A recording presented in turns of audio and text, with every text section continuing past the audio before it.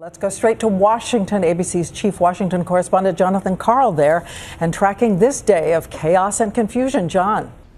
Diane, tonight the White House is saying that looming downgrade of the U.S. credit rating shows just how urgent it is for Congress to act and to act right away. As one senior White House official told me just a short while ago, if Congress doesn't get this done by tomorrow, they are, quote, taking a very big risk.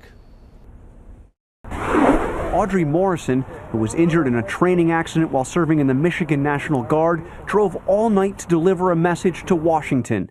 End the government shutdown now. It's kind of getting kicked while you're already down. She's worried her disability checks will stop, and so is disabled Marine veteran Gary Beninati. We don't need the bandage ripped off our wounds, and that's what this is. It's a bandage being ripped off our wounds. It's nearing 0 hour. The House is making one last-ditch effort to pass a bill the Senate has already declared dead on arrival.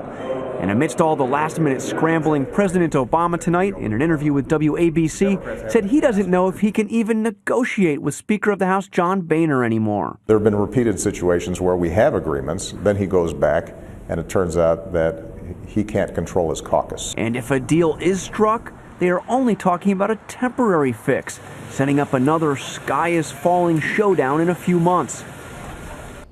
House Republican leaders are in disarray tonight. They are acknowledging that there is nothing left that they are able to pass on their own to avert the crisis.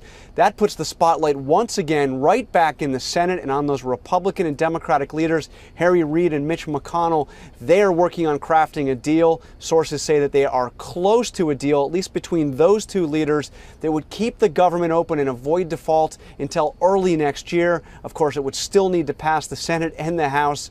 At the end of the day, this puts House Republican leaders being forced to accept what comes out of the Senate. In other words, Diane, they would have gone through all of this and have absolutely nothing to show for putting the country on the verge of default.